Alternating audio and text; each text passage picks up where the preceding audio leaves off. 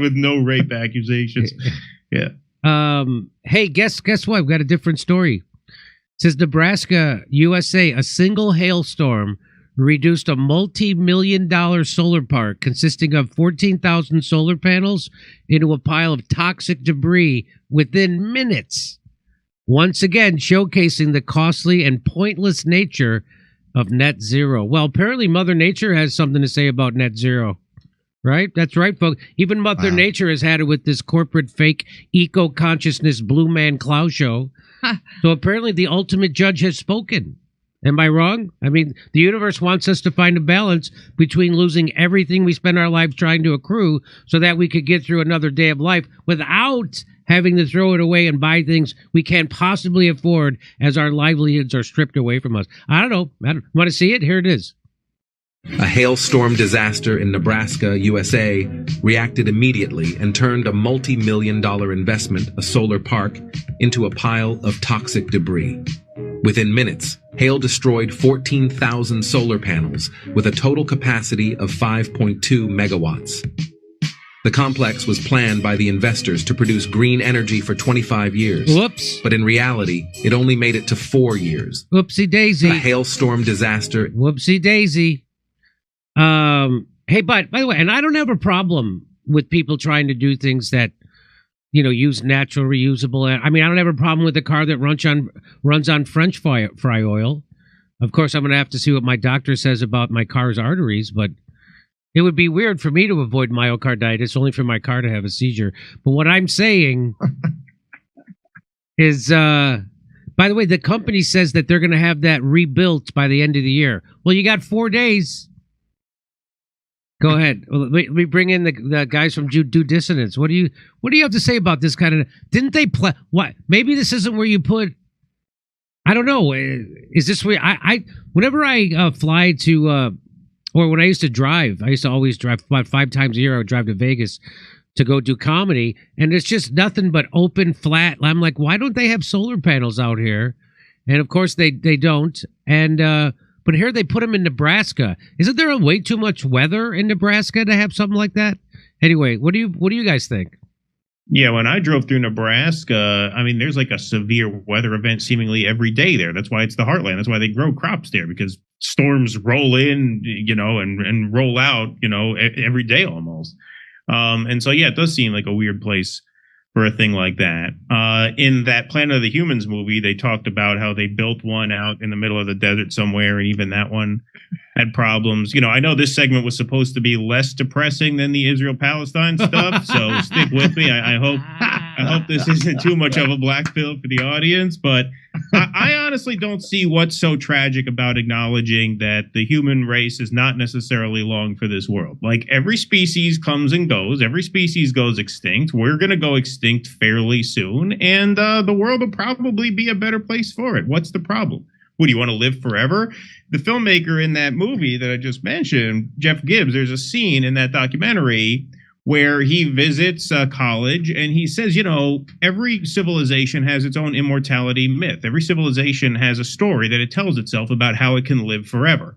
And a lot of this Green New Deal stuff seems like a version of that. He says, this just seems like another immortality myth. If we only innovate, if we only switch to reusable bags instead of plastic bags, and, you know, hybrid cars instead of gas cars, or, you know, solar panels, that we can sort of trick the planet into putting up with us forever. And we can't. And that's not a tragedy in my view. I mean, that's the way of all species. So there. Happy holidays, everybody. I'm starting to feel like Uncle Russ needs to get more involved with the Weiss twins and their upbringing. They need someone to leaven this unrelenting doom they're going to get from their father once they're old enough to understand what you're saying. Who knew the guy without the children would be the optimist? No, I mean, I don't think the human race is doomed, at least in any meaningful time scale. I mean, not now. I'm talking about, maybe a few hundred years, maybe 400 or 500 years, maybe but not from climate. Not from climate. Like if the race, like literally the entire human race, were to be wiped out, it would require probably our own intervention. I mean, we lived through Ice Age. I mean, human beings lived through literal Ice Ages. We're like cockroaches. So this idea that by the way, and we've covered this, NASA put out a story a couple years ago about how all the extra CO2 in the air has created what? A greening of the Earth. Meaning a lot more green. There's way more plants, and because it turns out that's what plants need to live is carbon dioxide. So the more carbon dioxide they pump into the air, the more plants there are. And I'm after Russiagate, after 9/11, after Building 7, after COVID, after Ukraine, after Iraq, after Libya, Syria, Afghanistan, I'm questioning everything that I ever thought about climate change, and I'm questioning everything they tell me about it. Is that wrong, you think? This is what I would be prepared to say at this point, based on what I've seen and what I've researched. I'm not prepared to take a position on that one way or the other, although I myself am looking more at some of what Michael Schellenberger has to say about this. I've kind of been researching it. But that aside, what I feel is clearly happening is that there is an elite Davos set that wants to manipulate the lower orders and the lower classes into accepting a lower standard of living. Yes. So that they can simply continue to consume an enormous amount of resources while everyone else has been convinced that it's some kind of piety to live with less material resources. I think they want us to accept just a lower standard of living. And I think they're using the climate as an excuse to initiate those kinds of social programs. Well, sure, but isn't this a part of that? Like, isn't the paper bag transfer a part of that? I mean, here I am schlepping 5 trips back and forth from the car with fucking paper bags while they fly around on private jets. Yeah, exactly. It's busy work. It's nonsense. Yeah, it's nonsense. It's nonsense. It's not going to make a difference. Right. It's like Hail Marys, right? It's just an empty gesture to make you feel better. That's exactly it. Yes, a very, very good way to put it, I think. And, you know, as I like to point out, Greta Thunberg, the biggest emitter of carbon in the world as an organization is the U.S. military. And she has yet to stage a protest at a NATO military base anywhere in the world. In fact, she's pro-Ukraine war. So there goes her advocacy for anti-carbon, or it's all. But and then we also covered that she's just a big psyop. She was invented by a PR thing, and she's useful to the people at Davos and the WEF, which is why she's invited there. If she really had a message that was going to F them up, she wouldn't be invited there. So she's invited, she's welcome there because they can use her to implement their agenda for everything from digital currencies to social credit scores and vaccine passports or whatever thing else you want. That she's useful to them to implement that. And there definitely is a global cabal that wants us to stay. It's why they won't fix homelessness. Like, they could fix homelessness for, you know, a quarter of the money they sent to Ukraine in 5 minutes. Yep. They could fix it. They don't want to. San Francisco, Gavin Newsom cleaned up homelessness for a couple of days because Xi Jinping came in. They could do this. And you know they could do this. There was a time that California had a $40 billion surplus. And I was like, oh, good, you're going to take a couple of billion of that and clean up homelessness? No, of course they're not going to do that. And now we're in a deficit. Now all that money's gone, and nobody can tell me where they spent $40 billion that the state of California claimed was a surplus. Where'd it go? The French Laundry. That's right. Did they build a high-speed rail? No. Did they build affordable housing? No. Did they even build more reservoirs to catch the water in wet winters? No. Did they fix homelessness? No. Did they give everybody health care? No. What did they do with that $40 billion? That question's never going to be asked to Gavin Newsom because the media is owned by the same people who own Gavin Newsom. And that's the thing people don't know. I was at the same Christmas party. Had a guy said to me, yeah, but you don't want Trump to be president if you live in California. And I go, what? Why? Oh, he's going to take revenge on California. I'm like, what? Is there Don't threaten me with a good time. What? What could Trump do to California that Gavin Newsom already hasn't done? What could Trump do to California that the Democrats and Gavin Newsom has not already done? It's, you know, they wiped out independent contractors, right? Under the guise of fighting back against Uber and Lyft, they passed a law saying you can't hire someone as an independent contractor if they contribute to the core of your business. So now all the people who were renting out spaces to do at yoga studios, now they have to be considered employees.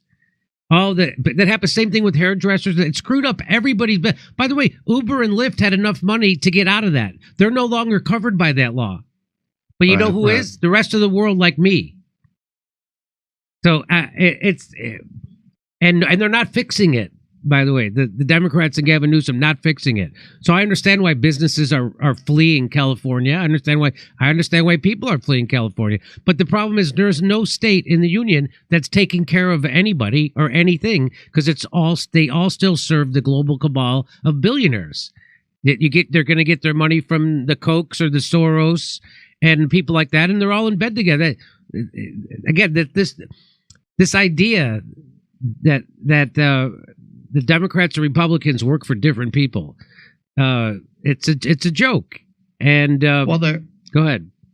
They're trying to bring us back to what we were. This period of populism and broadly termed populism, and the expectation that everyone gets an education and that everyone can rise no matter what their social class is, and everyone should be able to work and have enough to eat, and there should be a basic minimum social safety net. That is a very new idea that has not been around for very long. Much more typical has been an elite class that benefits from society, and the majority being uneducated and impoverished. And they're trying to bring us back to that, a kind of techno-feudalism, where the new religion is devotion to climate change and certain bizarre social justice ideas, and this is being put in the place that at one time the church performed under medieval feudalism. You got to give people something to believe in, some article of faith, and I think a lot of people, smart people at that level, are saying, well, the human race put up with feudalism and terrible conditions for thousands of years. What makes you think you can't bring them back to that? Yeah. We just have to lead them in that direction and tell them that it's for their own good. Right, and for the good of the world. Right. And it's happening. There is a new religion, and that religion's pronouns are they, them. Yeah. Okay. If I can just add a very quick thing, this is probably a longer conversation for a different time, but even the Uber and Lyft contractor versus employee classification isn't as simple as it seems. I drove for Uber and Lyft, and my fear always about Uber and Lyft drivers having to become employees is that the drivers would lose the autonomy to choose which rides they accept and which rides they turn down. I know as an Uber driver, you have to turn down most ride requests in order to make any money. If you don't have the freedom to choose which ride you take, you'll end up running your car into the ground for nothing, basically. And my fear is that if they get the employee classification, they'll be forced to take X percentage of rides, and they'll just be spinning their wheels for less than minimum wage. How do you know what is a good ride and what's not? Ahead of time, they tell you what the ride is? Or I don't know what you mean. Now they do. They used to not tell you. But the thing about being an Uber driver is you actually don't get paid from the point you accept the ride to when you pick the passenger up.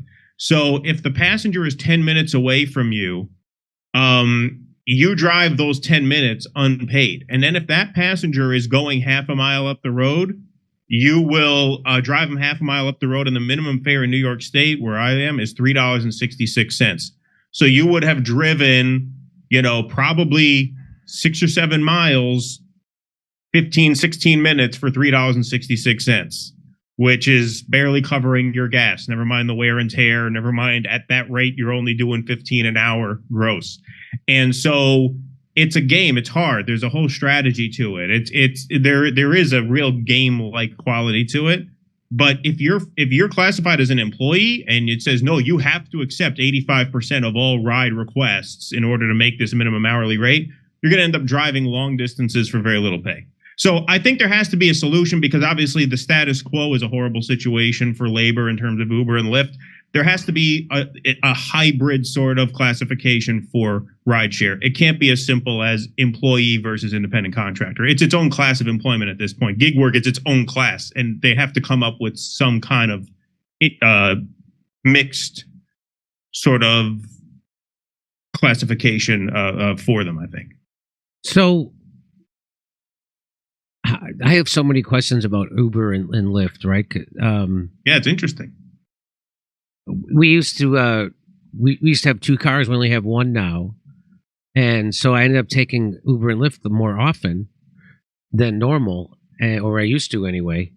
And so when I call for a ride, they now, you're saying they can see how far my ride is going? Now they tell you. That's very recent. They didn't used to. It used to be a total guess.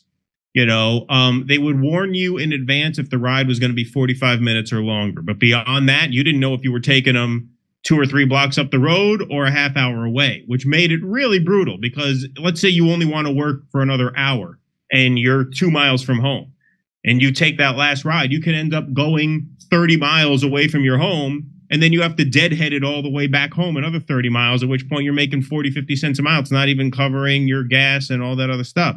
Now they do tell you, okay, pick up here, drop off here, and they give you a pay estimate, which is better than it used to be. But most of those pay estimates are not worth your time. If you want to make any money at it, you have to have the freedom to say, no, thanks, I don't want this ride, and wait for the good rides to come in. So, but the guys who drive black, they make bank, don't they? You know, I never drove black. I drive to the extent that I have to do it to supplement stuff. I do food, DoorDash and Uber Eats and Grubhub, and that pays better. That's much more worthwhile than the actual rideshare. But yeah, the higher end cars do get a better mileage rate, a better pay rate per mile.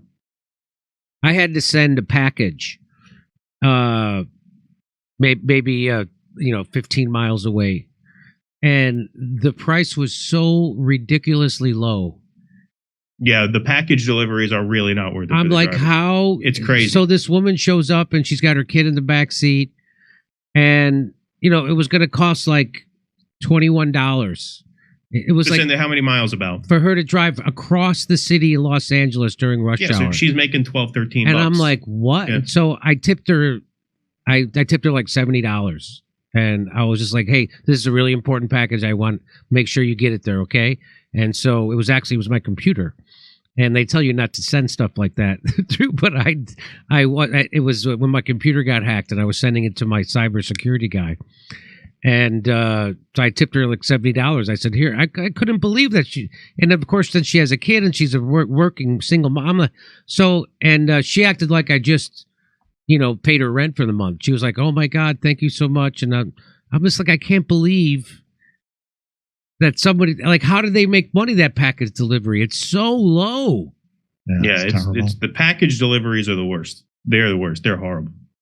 But yeah, no, and Uber takes advantage of the fact that most people will just take the ride because whatever, it's money in the bank. Like they count on people not exercising that judgment and holding out for the good rides. So I realized it's horrible. I realized this is like, so this is a woman with a kid and she can't afford to take regular Uber passengers because she's got a kid with her. Right. So she's got to either do food or packages. So she's got to do food. So she did a pack. So I was like, oh, okay. So anyway, so you can make, so it's hard. So it's hard to make money driving an Uber. You just have to be very choosy about which rides you take and which rides you turn down. There is a learning curve to it. Russ's friend does it, and he told Russ the same exact thing. You just have to get a sense of which rides are going to be worth it and which aren't. What happens when this has happened to me a couple times where you get a ride, the person accepts the ride, and then for 5 minutes they don't move. Like the person isn't coming to get me, and I'm like, I got to cancel and get another. Well, why did they accept a ride if they don't move? Yeah, I mean, sometimes that could just be the app not updating their location properly, or sometimes, yeah, they'll be at a 7-Eleven, or they'll be in the bathroom or something, and they'll just accept it, and it'll take them a few minutes to get to the car. But sometimes they could be quite slow. Okay. Lot lizard jumps in. Yeah, right, exactly. What's that? Lot lizard jumps in the car. What's lot lizard? That is somebody who that's basically a prostitute that works drivers. You find them a lot of truck stops. Oh, that is such a derogatory term for our working gals. Yeah, and guys, right. And guys. Sex work is work. Sex work is work. All right, over to stuff.